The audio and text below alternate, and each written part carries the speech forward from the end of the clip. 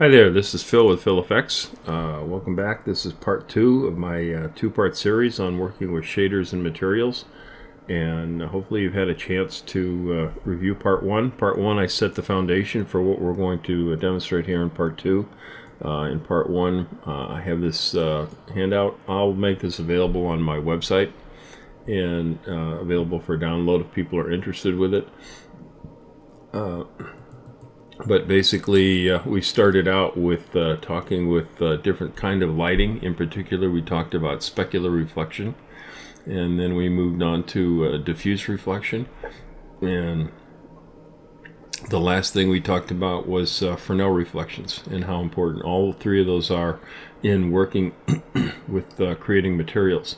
Then we covered the two basic types of materials. Those are metals and dielectrics. And we talked about, finished up with my cheat sheet here. So we've got a materials cheat sheet on how to create dielectrics, cheat sheet on how to create metals, and I finished with a cheat sheet on how to create glass. So let's go ahead and get started. Today what we're going to do is I'm actually going to create some different materials. We're going to create some dielectric materials, we'll create some metals. We'll create some glass, and for the purpose of glass I had you create some cloth, and so I'm going to show some examples of cloth and a little bit on bump and displacement maps. So what we have here is I've got my environmental setup, and I've got just a sphere here, and I've already preset this one up with a Phong shader, so we can see how we do things from the beginning. Let me just go ahead and we'll go in here into Maya, and I'll get a Phong shader. I know in class the assignment was to work with a blend. Well, blend and Fongs are very similar. For the purpose of this tutorial, I'm going to use a Phong, but they're basically the same as far as the settings that we'll be working with. So you've got this Phong shader, and the first thing I want to do is set the color. And if I want to, because we're using a linear workflow system, again, we haven't talked too much about this in class, but because we're working with the linear workflow system, if the colors, any colors that you use internally, need to be gamma corrected. The only colors that you wouldn't want to gamma correct or wouldn't need to gamma correct are colors that are completely saturated. Well, in this case, because the red that I'm using is totally saturated, and if we know that by going up here, and if I click on the value, we can see that the value here is 100% red, so it's 100, and so it's totally saturated. If I want to create a value that's in between, that's when you need to gamma correct. And the way that you do gamma correcting is basically you go into the utilities, and we go down here, and there's this node gamma correct. So we select that gamma correct, and the first thing you want to do is you want to put in the RGB value for the color that you really want. And so we just click on here, and typically what I like to do is what I just did before is I'll click on a reference, something like that, and I'll get that color. And if I click on it, it'll put it in that little box by the side. So then when I click on this guy and I click on the value, there's that red right there. So I can click on that picks up the value. So we have red, green, and blue. And now we need to gamma correct. And gamma correcting, we need to reverse gamma correct. So the values here for red, green, and blue is 0.45. So we put 0.45 in the red, 0.45 in the green, and 0.45 in the blue. And then the last thing we do is we middle mouse click and drag and put that into the color bin, and now we've got the correct color put in for our shader. So let me click on this, and I'll add that material to the selection. So it doesn't look like much changed, but I just put the sphere with that. So the next thing we need to do is we need to look at the rest of our settings here. We're going to make a non-transparent material, so we want transparency set to 0. The diffuse amount is what's the total amount of diffuse between these two? Remember, if we go back to my notes, I mentioned this, and this is what I mean by you want to set this diffuse amount so the intensity is less than this 40% number. And if you remember, that 40% number came from this Disney paper where they went in and they looked at the total reflection off the surface of dielectric materials, and the total reflected surface, the albedo, is really less than it's around 35% maximum or less for numerous materials. There are some materials where this is going to be higher, but in general, in most cases for dielectrics, this number works very well. So if you remember back to my formula, the way that you figure that number out is you take your values for red, green, and blue, you add them together and divide by 3, and then multiply by your diffuse amount. So you have you have 0.7, 0.2, 0.4. I divided by 3, and in this example I multiplied by 0.7 diffuse amount, and I get 30.6. Well, in the example I'm doing here, we're using red, and red has a value. You use the ungamma corrected value, so you have red of 1. Green and blue are both 0, so that's 1. 1 divided by 3 is 0.33. And my diffuse amount is 0.8, so I multiply 0.33 by 0.8, and we get 0.26, which is 26%. And 26% falls well within this guideline here of what we see here. So that number is fine. And let's go back here. And so that sets my diffuse amount. Now we want to go in and we need to set the reflectivity. Well, first off, there's a couple things that are incorrect. The reflected color should be set to 1. And the reflectivity, remember we said that the reflectivity on the specular reflection for dielectrics, with the exception of maybe gemstones, sits between 0 and 4%. So it really is not that high at all. So we go in here, and right now I have this set at 50%. Well, that's incorrect. So let's make this 3%, 0.03. So the reflectivity is now at 3%. The cosine power and the specular color on the specular reflection, I can vary that, and you can see what that does to the intensity of the hot spot here. You can kind of vary that as you might see fit. It depends on the material. This is where having example photographs of your material can help you out. So if you've got some example photographs of the particular material that you're trying to copy, this will help you out tremendously. So we pretty much have this set up. We aren't going to, index of refraction is not necessary because it's not a transparent material. So just real quick, we have created basically a dielectric material. In this case it would be somewhat of a smooth plastic because we haven't put in any mapping. But what we can do is, let me check my render settings, and I have my render settings all set up, and the quality is here. Let me see where my ray tracing is. That's fine. And so what we can do is, let's go ahead and we can do a render. What I'll do is I'm going to pause this because it'll take a few seconds, and then I'll come back when the render is finished. Okay, our render is complete, and you can see we got a solution that kind of looks very close to my very first one, which is this initial one that I did. And a couple of things you can see, there is no Fresnel, so there's no brightening. If we zoom in here, you don't see any brightening around the edges here due to any kind of Fresnel effect. You do see some reflection, You can see the grid pattern reflected a little bit in that surface right there. That's to be normal.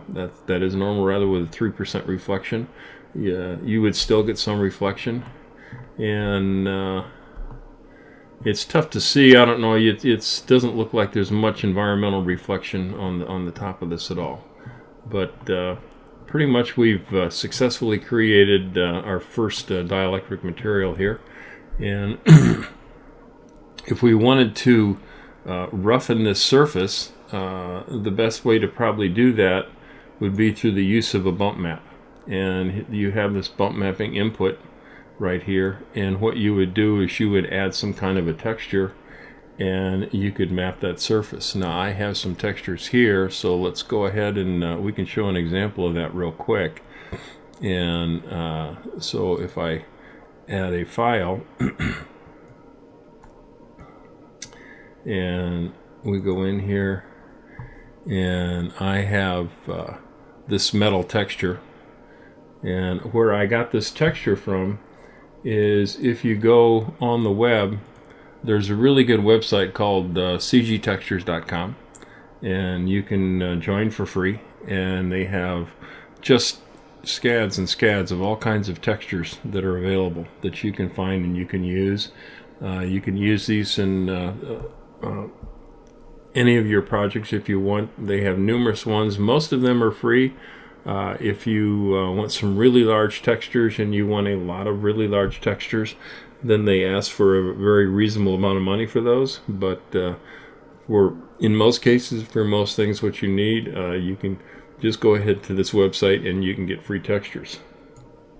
So I got this crinkle pattern, and let's go ahead and we're going to load that in. We go back to here, and I middle click and drag and put that in as a bump map. You can see that pretty dramatically that really changed what my view looks like. Right now it goes with the initial setting of where the bump depth is. Let me knock this down to something a little more reasonable. Take that down to 0.2.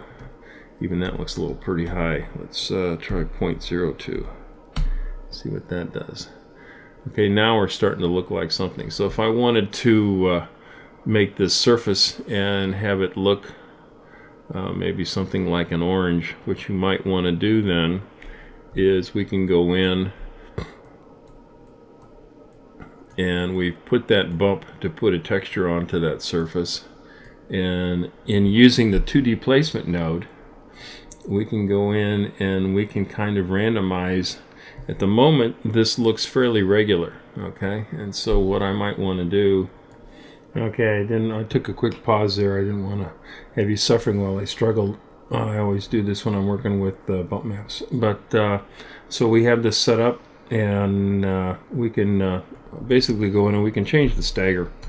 If we change the stagger, we can reduce that down. So now we reduce the size of that, and so you can see we're getting kind of a texture that is kind of close to what an orange might look like. So you could go ahead and you could render that out, and that would get you a textured surface for working with that dielectric.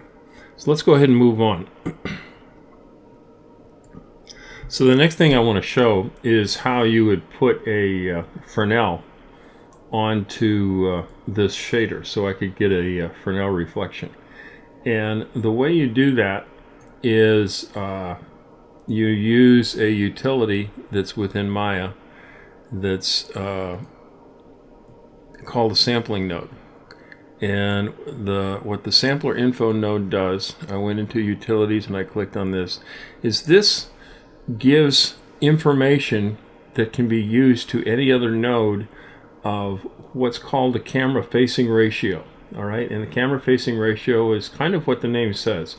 If I'm looking straight at the camera right here, the facing ratio, I'm trying to remember, it's the value is either 1 or 0, and then as it goes off to the edge here, I believe it's 1 when it's right on, and so then as it goes off to the edge, the facing ratio is 0. In other words, there's no part of the camera that's facing this normal right here is not facing the camera at all.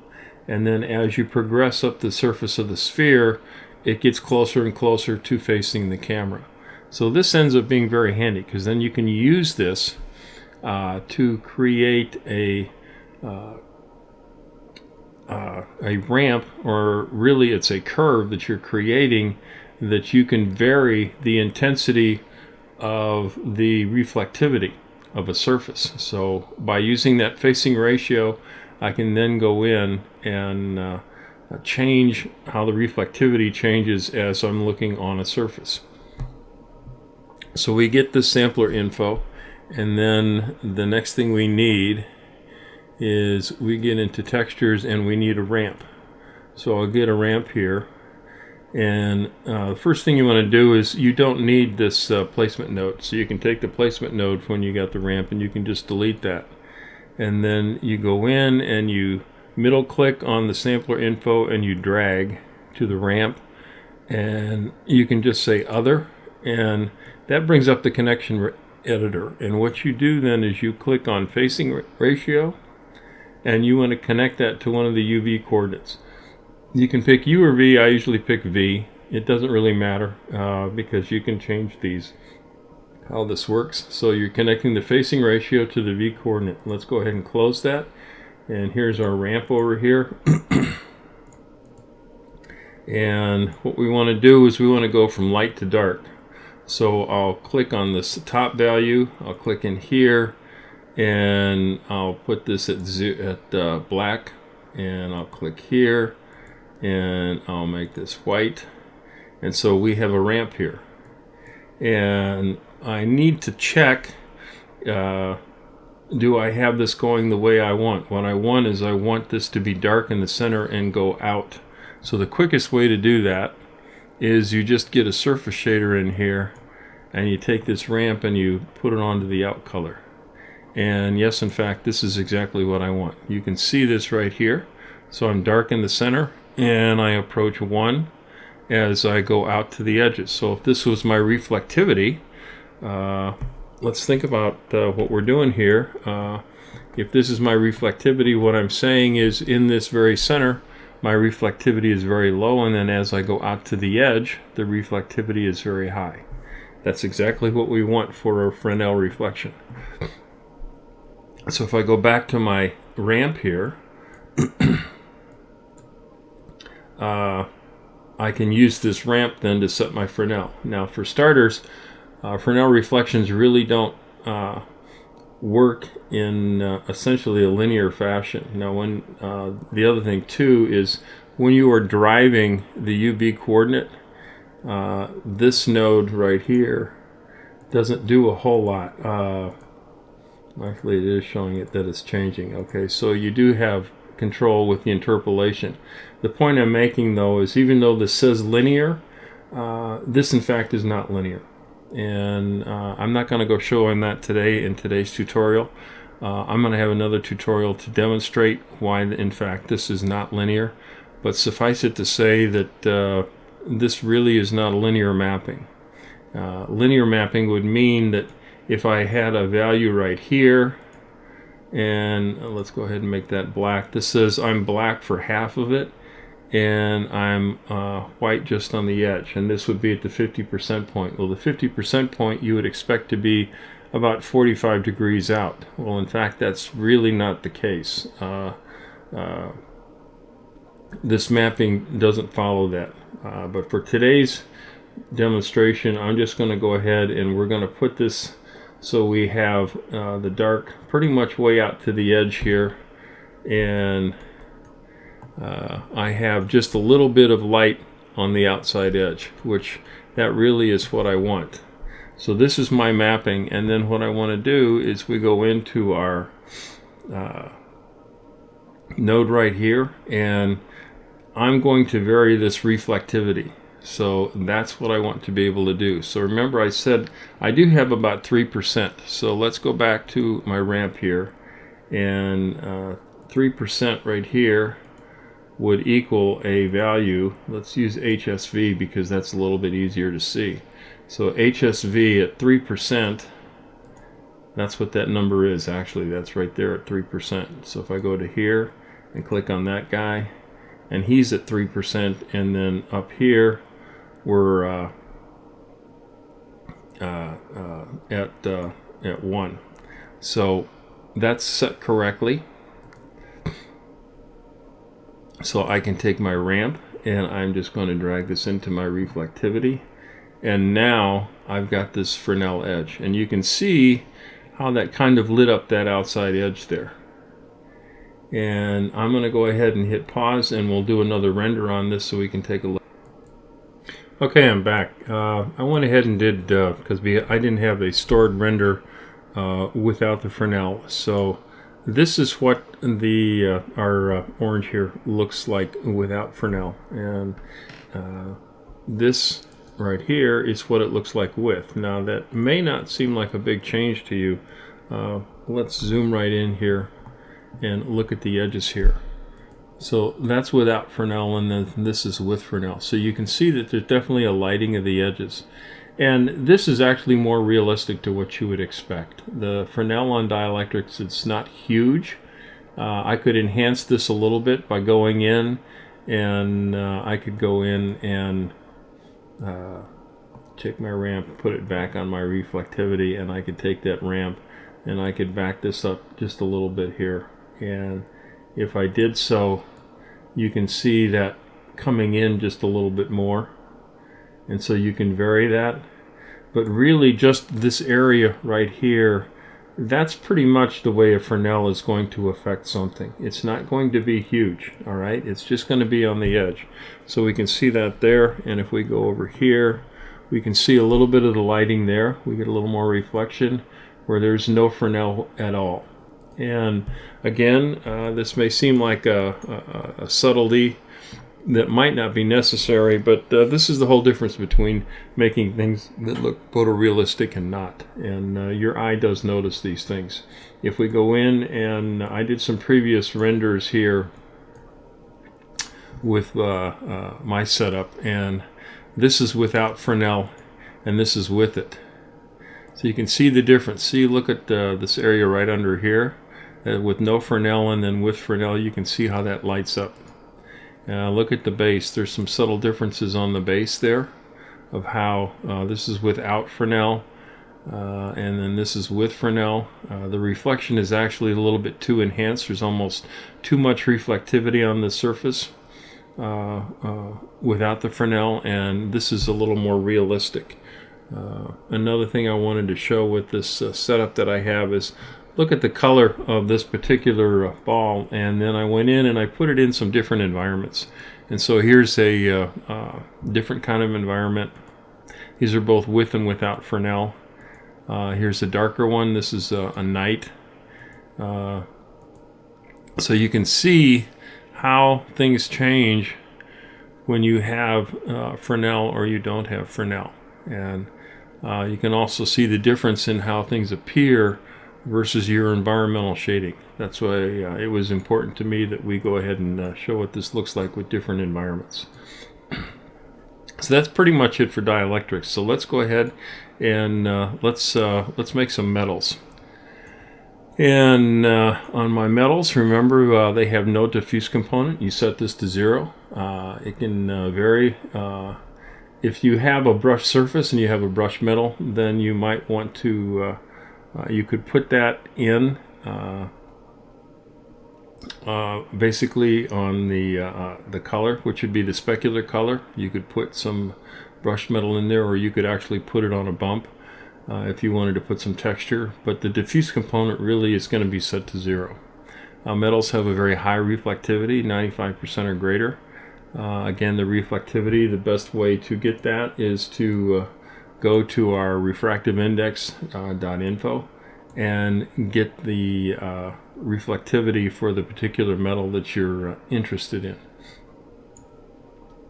So if we want to set this up as metal, let's get something that's a little bit better of an object. And I know in our project I have that knot. So let's take my shade sphere And I'm going to hide that, and we'll get our torus knot here, and we'll bring that up. And let's zoom this out a little bit. So there we have our knot, and I'm not sure what I have on here at the moment, but okay, I've got a cloth material. All right, so let's start with a thong again, and we'll get a thong material in here, and I'm going to take and we'll assign that to the selection, and let's go ahead and let's make a metal with that. Well, remember the first thing I said is you want to set the diffuse to 0. So diffuse is 0, transparency is 0, ambient color is 0, and we set the diffuse parameter down to 0. The next thing is the reflectivity is very high, in the 95 percentile range. So we want to set the reflectivity, let's set it at 96. Okay, and the reflected color is the color that you want to get. So let's say if we wanted to get gold, how would we do that? Well, remember, we want to gamma correct this. So let's go in and we'll get our utility node and get our gamma correction, and we want to put in our values for R, G, and B. So let's go to our refractive index info, and I'm at 0.68, and I have gold here, and my reflectivity is 0.954 for red. So let's put that in, 0.954 for red, and then green is at 0.533, so go down to there, and our reflectivity is 0.693, so we get 0.693, and blue is at 0.473, so I put 0.473 in there, and we find that the reflectivity for blue is at 0.398. Go 0.399, and you can see that that looks like gold. So then I just need to go in and put in my correction factor, which is 0.45 for red, 0.45 for blue, or green rather, 0.45 for blue, and now I go in and I say my specular color is gold, and we want to set the reflectivity here up to 1. All right.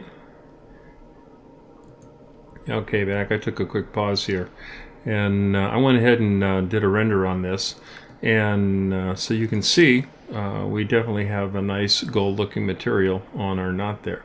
One of the things that this demonstrates right off the bat, though, especially when you're working with metals, things with very high reflectivity, is a very common mistake that people make with Maya or other 3D programs, is they'll put chrome on something and they are not using environmental lighting. They only have maybe one spotlight lighting their scene, and they go ahead and they do a render, and the object looks black.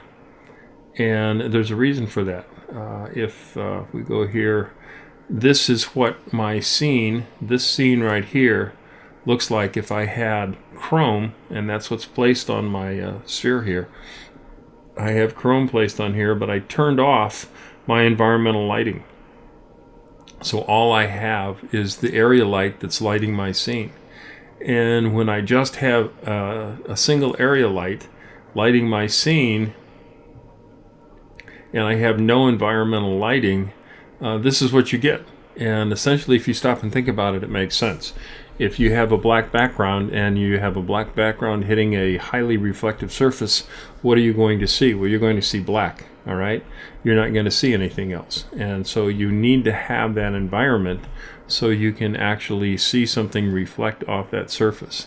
That's why I am using this environmental surface, or the HDRI environment, so we have something to reflect off this surface.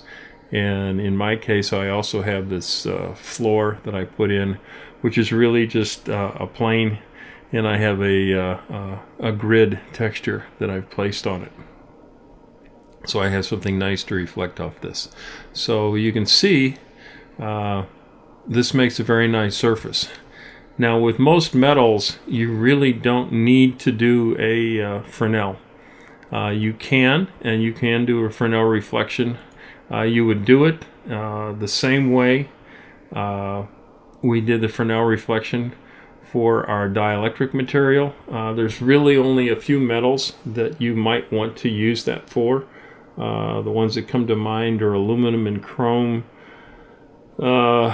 and platinum and mercury. Those are the four that if you look at those specific materials, and if we look at in particular, we look at metals, and we go down here to the one I'm most interested in is, let's look at chrome. So if we go down here to chromium, and so if I look at chromium and I look at it at the 0.533, which is the green wavelength, if we look at the reflectivity, you can see, look at the green line. The green line is what we're interested in, the non-polarized. That green line makes a dip. You can see that actually makes a dip before it goes up. And so if you, it's subtle, but if you really wanted to model this correctly, rather than just leave the reflectivity flat at a flat 96% all the way across, you could actually go in and create a curve the same way we did for the other materials, and you create a Fresnel curve. And again, depending upon how close you're trying to get to absolutely 100% realistic materials, that's what you would do. So we've covered dielectrics, we've covered metals. Let's look at one of the special cases of dielectrics, and that's glass. And so if we go back to my notes here, and we go to my cheat sheet on glass, it's a dielectric, so it's going to follow that. Remember that we'll do it with a blend and a Phong initially, and but for clear glass, there is no refracted color parameter for Phong and blend shaders, and therefore makes it very, very difficult to create a colored glass using a Phong or a blend. We can create clear glass, and so let's go ahead and do that. If we go in here and okay, so if we're going to do this, we need to set up the various parameters, because this is for glass, and glass, as we know, is refractive. So we need to use our refractions. So we click in here and we set the refractions up, and we need to set the refractive index. And for glass, you can use 1.51 is a pretty good refractive index. The rest of these parameters, I'm just going to go ahead and leave them as they're set right here. The reflected or refracted color, this doesn't, or the reflected color doesn't change the outcome actually that much. It looks like it does, but it really doesn't. Go ahead and leave that up at 1. So we have our diffuse color set to 0. We have our transparency cranked all the way up. Really, to be correct, if my reflectivity is at 3%, my transparency really should be at about 97. So I'm going to go in here and do that. We'll make this 0.97 on transparency. And so we have 0.97 on our transparency. Our color is set to 0. I have the reflected color up. Actually, I'm going to knock that back down. So reflected color is at 0, our regular color is at 0. Our diffuse is set to 0. The only reason you'd want to maybe set some diffuse is if you're trying to do a frosted glass. So we have diffuse at 0, color at 0, reflected color 0. Our reflectivity has been set. And most important, we are working with a transparent object, so index of refraction is important. So I've clicked refractions and we've set a refractive index. So let's go ahead and in here and let's do a render on that scene. So I've completed a render and this is what it looks like. And a couple of things right off the bat is these black lines that we're seeing here don't look real. All the other lines are very, very thin, and these are from the grid, so there's something that's going wrong here. And I did this on purpose to show you something you have to do, and you have to pay particular attention when you're working with a lot of refractive surfaces or a lot of reflective surfaces. If we go into our render layout or render setup, and I was looking at the ray tracing, and I purposely set this low. I set this to 4 and 4 refractions. These are the number of interfaces that a light ray has to go through. Well, if you look in particular right here, you can see, looking at this knot, there's a tube that comes up and then a tube that folds up and goes back. So there's right at this location right here and right here, there's essentially, as you're looking through this, if I was to take a drill and drill through this, there's 3 different tubes and there's 2 surfaces to each tube. So there's 2, 4, 6 surfaces. And because there's 6 surfaces and I've only have refraction set to 4, this is the number of surfaces. I don't have enough. I'm not using enough depth on my refractions and my reflections. So that is what's giving me these erroneous renders right here. So what I need to do is crank this up, and for the purpose of this example, we're just going to knock these all the way up. So if I take this and knock my reflections and my refractions and put them both at 10, my max depth is always the sum of these two. Let's go ahead and let's re-render this again. So I'll hit pause and we'll render it again. Okay, so now I'm back, and now you can see that in fact that has made a difference. And this is what it looked like before, and this is what it looks like now. So that did in fact correct those problems that we were having with the not having enough ray traces on our refractions. So like I said, with glass and using a blend shader, you don't have the ability to go in and on the refracted panel here, there isn't anything that allows me to change refracted color. Now go ahead and you can test it for yourself. Go in and add some reflected color, add some specular color, add some color here, and knock yourself out and do some renders. It's not going to change the color that much. It's not going to look like colored glass. It just doesn't do it because you need to work with the refracted color. If you want to get colored glass, the best way to do that is with an MIA material, and actually I have that and I've made that. So let's go in and use an existing material, and I have an MIA glass and I assign that to there. Let me clear this, and here's my MIA material on my glass. And I actually have put a color into that, and this is the gamma corrected value. So here's the kind of a teal color that I put into there, and I put that into the refraction. Again, this is the refracted color, and if I render that out, I actually did this before, this is the color that we see. So using an MIA material, we can get colored glass. The other thing, I did another one where I actually put in quite a darker color, and so you can with this MIA material you can get what looks like to be a very dark colored glass. This again is the refracted color, and so I set the diffuse here to 0, on these parameters. I set the weight to 0, I set the roughness to 0. Again, you'd only use this roughness if you were trying to work with a textured glass or a frosted glass. I have the reflection set up to 1, the color set to 1. That allows you to reflect the environment properly if this is set to 1.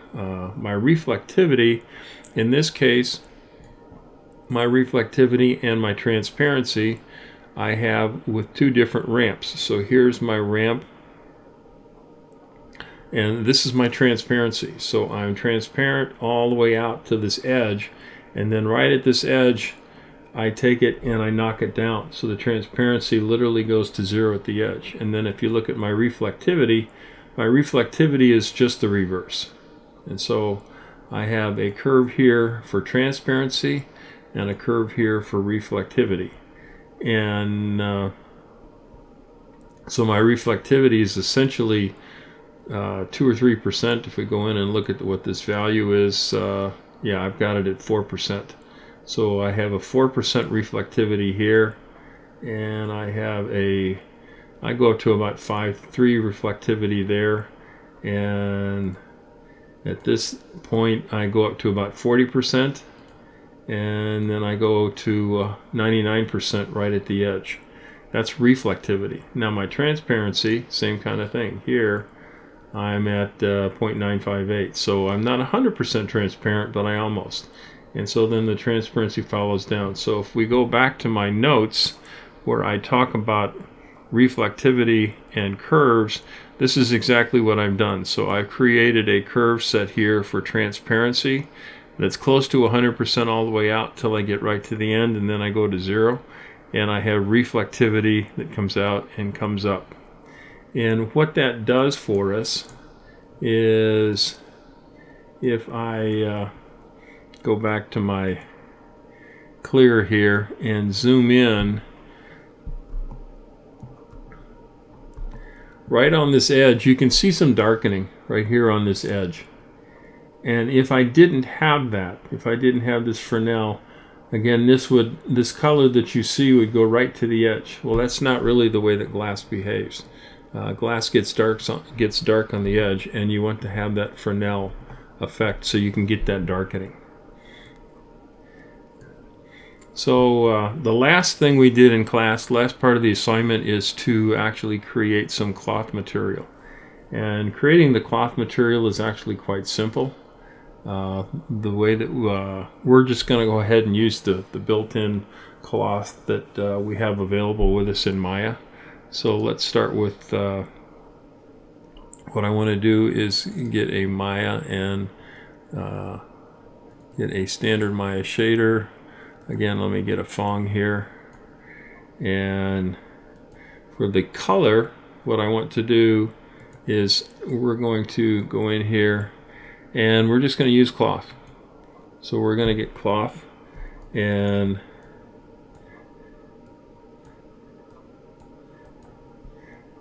that's our color. Yeah, take that, and I'm going to assign that to our material here. And so now we can see I have this cloth material on here. And at the moment, it doesn't look much like cloth. What we need to do is we need to play with the UV mappings. And this is how much this pattern is repeated. And a good way to do this is just go in and change one of the parameters at a time. So we look at our placement node, and let me go in here and let me just change this to something like 32. And if I zoom in, oh, that's not what I want. I want it 32. I'm going to say that doesn't look right. Okay. So that's changing how it's wrapping around. All right. Not how it's going longitudinally down the pipe. So 32 looks pretty good maybe for starters. So let me make this number, say, 128. And now all of a sudden this is actually starting to look like cloth. All right, a little bit stretched here. What I may want to do is increase these numbers. So let's continue along this line, and let me take this up to something like 256 and double that, and let me double this one and maybe make this 64. All right, And that's starting to look good. Let me take this one more time and double it. There we go. Alright, so this is really starting to look like cloth now. Okay?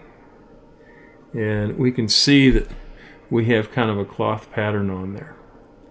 And now we want to get rid of the parameters, or we need to check the parameters, and let's see what our material looks like, because this is going to be a dielectric.